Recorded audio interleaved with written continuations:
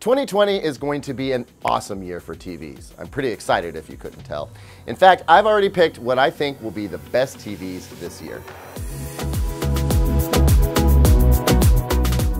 Hey everybody, I'm Caleb Dennison for Digital Trends, and now that the dust has settled and I've washed that Vegas smell out of my clothes, I'm realizing that this year's CES was very different for TVs. Sure, we got some of those pie-in-the-sky concept TVs like Samsung's ridiculous 292-inch wall, but more of this year's TVs than ever before are not only TVs that you might actually buy, but they redefine the industry. Here are my predictions on what will be the best TVs and most important TVs of the year.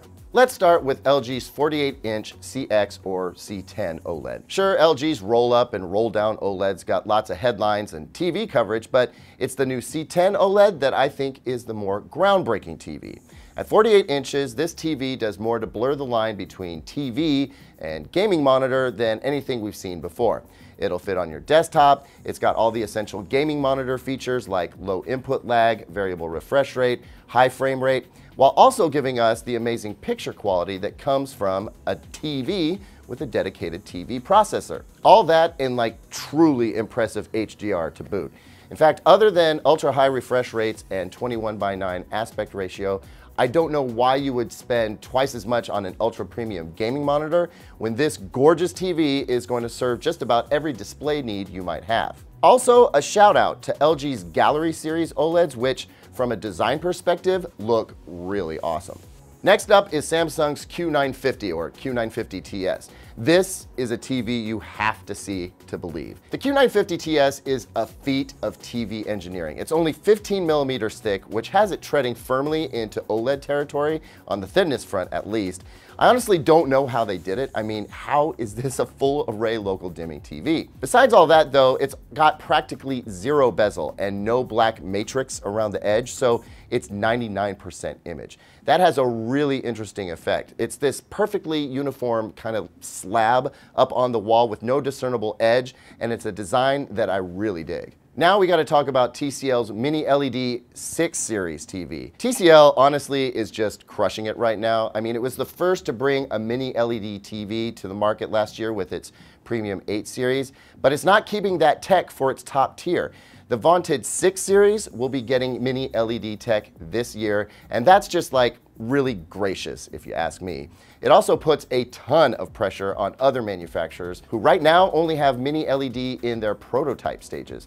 I saw LG had one and so did Vizio, but here TCL is going into its second generation and spreading the love down to an extremely affordable level. And as if that wasn't groundbreaking enough, TCL has already figured out how to juice up Mini LED and make it even better. TCL calls it Vidrian, and we don't know if this is going to be the new 8 Series TV or if it'll get called something else, and it doesn't really matter. The tech is going to be in a TV in 2020, and it'll be brighter, more colorful, and closer to OLED than anything we've seen before from an LCD-based TV. Next up is Vizio's OLED, and the reason I think that Vizio OLED is so important is that it, along with budget TV brands Konka and premium OLED maker Philips, are bringing some serious competition to LG and Sony. When brands compete, consumers win, and that means more affordable OLEDs across the board.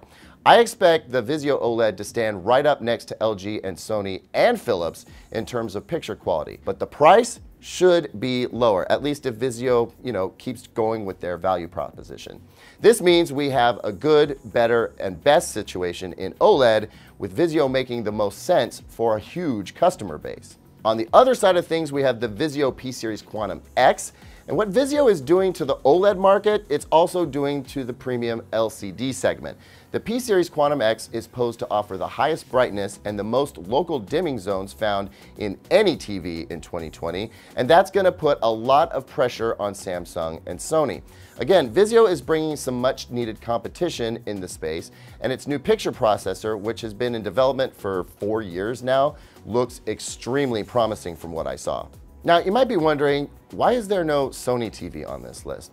Well, it's because while Sony made some cool design changes and brought its X1 Ultimate chip to less expensive models, the new TVs it showed at CES are really slight alterations on last year's TVs, and none of them have full-spec HDMI 2.1. Now, that isn't to say that the TVs that they bring aren't going to be gorgeous, because they will be, they always are, but they aren't market-shifting TVs. Now, I will say if the new A9S, and that'll be Sony's version of LG's 48-inch OLED, if that had been on the show floor and I could have actually seen it, that might be something different. But that TV, as far as I can tell, is still under development. Don't worry though, Sony is going to bring it this year. I just think it's keeping some secrets that it might reveal come April or May when new TVs start rolling out. So that's my list of the most hotly anticipated TVs of 2020. Of course, I could get surprised later this year. In fact, I'd be just fine with that. But for now, I think these are the TVs to watch in the coming months. Hey everybody, thanks for watching. What do you think of the list? Did I miss anything? Leave a comment down below. Also, if you haven't already checked it out, check out my video on why I think you should wait to buy a TV this year. As always, like, subscribe, hit that notification bell, and visit digitaltrends.com for the latest tech news and reviews.